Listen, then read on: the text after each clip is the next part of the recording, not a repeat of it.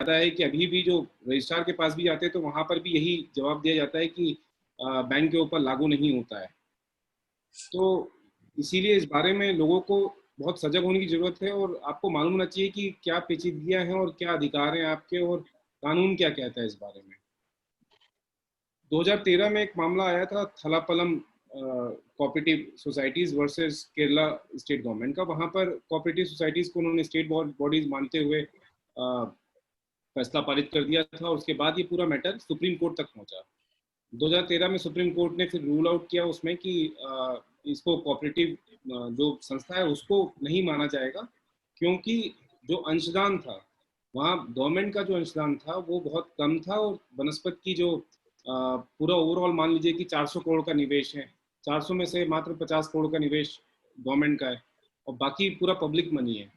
तो इसीलिए उनका कहना था कि ये इस आधार पर जो है उसको वो बाहर किया गया।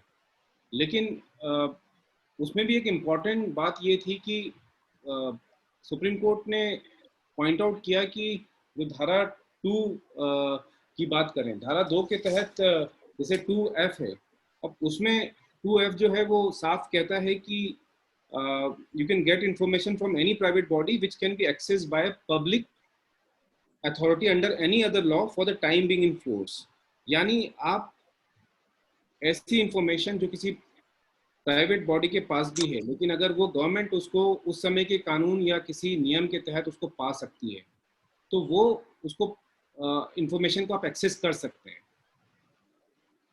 तो इस दायरे को देखें तो ये दायरा बहुत बड़ा है।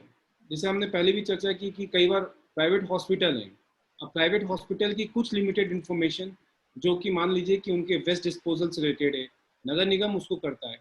तो अंडर द एक्ट और रूल्स क्या कहता है, रूल्स ये कहते हैं कि नगर निगम को उनको उनको कंप्लायंस जो है, नगर निगम को भी कंप्लायंस देना है अपना कि किस तरह से वेस्ट डिस्पोजल हो रहा है और वो उनका काम है कि जो हॉस्पिटल है वो सुचारू रूप से इसका वेस्ट डिस्पोजल करे। तो उसकी पूरी मॉनिटरिंग नगर निगम कर रहा है वहाँ पे। तो नगर निगम से आप वो इन्फॉर्मेशन आप जरूर ले सकते हैं इनडायरेक्टली, जैसे नगर निगम उससे जुड़ा हुआ है प्राइवेट बॉडी से। और उसके अलावा फिर हेल्थ डिपार्टमेंट आ गया। हेल्थ डिपार्टमेंट अगर मान लीजिए कि उनको लाइसेंस देता है हॉस्पिटल चलाने के, तो उसके कुछ मापदंड होते हैं कि भाई इतने बेड का होना चाहिए। इसका मतलब है कि हेल्थ डिपार्टमेंट उसकी एक अथॉरिटी है जो उस पर नजर रखती है, जिसका काम है कि देखना कि, तो इस तरह से प्राइवेट इन्फॉर्मेशन में ये बताने की कोशिश कर रहा हूँ कि धारा 2F के तहत वो इन्फॉर्मेशन आ जाती है। तो एक तो धारा 2F बहुत इंपॉर्टेंट है इसमें। दूसरा, अगर आप देखें तो पब्लिक अथॉरिटी की जो डेफिनेशन उसमें दी गई है, तो धारा 2D जो है उसमें लिखा गया है कि बाय नोटिफिकेशन इशूड और order made by the appropriate government and includes any body own control और सब्सटेंशियली फाइनेंस। यानी ऐसी निकाय जो कि कंट्रोल शासन द्वारा किया जा रहा हो या फिर सब्सटेंशियली फाइनेंस किया जा रहा हो या फिर उनके द्वारा ही उनके स्वामित्वाधीन में हो ये। तो इस तरह से ये पूरी जो एक व्यवस्था है, धारा 2D को भी देखें, उसमें 1 जो है उसको भी देखें, तो उसमें भी एक्सेस आप कर सकते हैं। मतलब एक एक्ट के तहत आपने कोई कोऑपरेटिव या फेडरेशन या सोसाइटी आपने बनाई और उसके बाद उस फेडरेशन, सोसाइटी या कोऑपरेटिव में वहाँ पर उस एक्ट के बाद उसमें पूरा काम चल रहा है, कानून बनाया, कानून के आधार पर ही वो सारी व्यवस्था चल रही है। और दूसरा, सब्सटेंशियली अगर फाइनेंस है, उस कंट्रोल है, तो उस हिसाब से ये जो भी निकाय है वो RTI के दायरे में आ जाता है। दूसरा, अगर आप देखें तो जैसे धारा 2D का जो सेकंड वो है, उसमें आप non government organisationally substantially finance directly और indirectly by funds provided by appropriate government. यानी कि परोक्ष या अपरोक्ष रूप से जो सब्सिडी फाइनेंस होता है वो भी वो भी जो है उसके दायरे में आता है। नॉन गवर्नमेंट ऑर्गेनाइजेशन, जो भी नॉन गवर्नमेंट ऑर्गेनाइजेशन है, अगर मान लीजिए कोई NGO हो गया, कोई भी प्राइवेट बॉडी हो गई, उसमें अगर उसमें गवर्नमेंट ने सब्सिडी फाइनेंस किया हुआ है। अब सब्सटेंशियली फाइनेंस की परिभाषा आपको देखनी होगी, 30% अंश पूंजी जो है वो भी उसके दायरे में आती है। इसके अलावा सब्सटेंशियली फाइनेंस जो है, जब हम मध्य प्रदेश सूचना आयोग की बात करें, मध्य प्रदेश के जो अपील फीस नियम है उसकी बात करें, तो हमारे यहाँ बहुत ही बेहतरीन एक व्यवस्था है। और वो व्यवस्था ये है कि 50,000 को सब्सटेंशियली फाइनेंस के रूप में लिया गया है।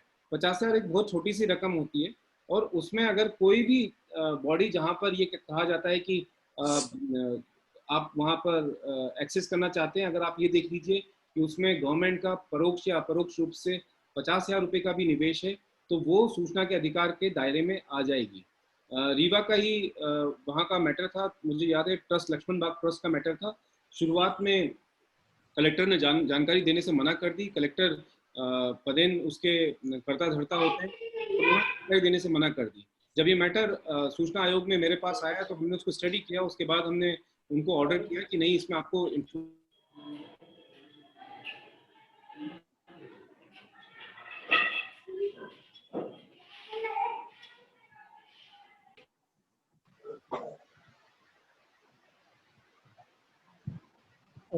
डिस्कनेक्ट हो गया शायद सर को।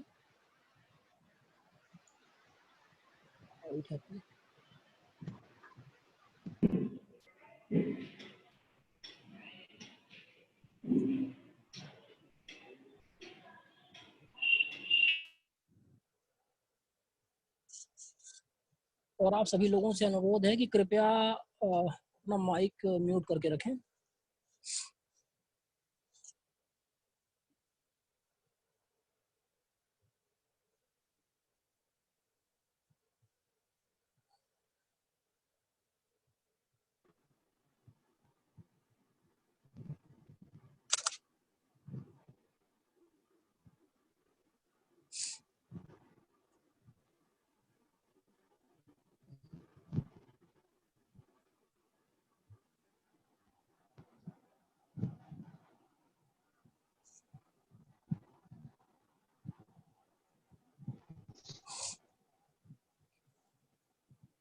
किसी कारण बस शायद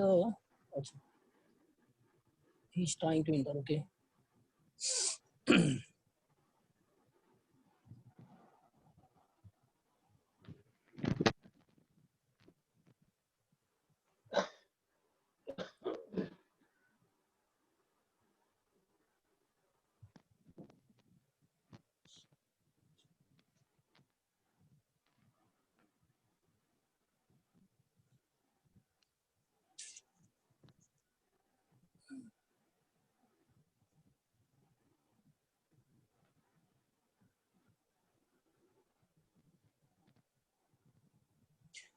सर म्यूट है शायद आपका, कोई टेक्निकल प्रॉब्लम आ गई थी। आप कीजिएगा, वो कुछ तकनीकी दिक्कत की वजह से मैं डिस्कनेक्ट हो गया। तो जो ट्रस्ट में जब हमने उसको स्टडी किया तो फिर हमने पता लगा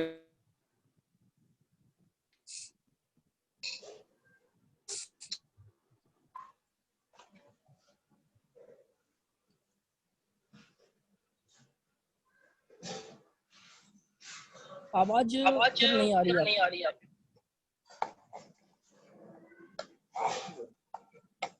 Bluetooth mode. और जो अन्य पार्टिसिपेंट्स हैं हमारे, हम उनसे आग्रह करेंगे कि आप कपड़े उपड़े पहन करके आप लोग आया करें।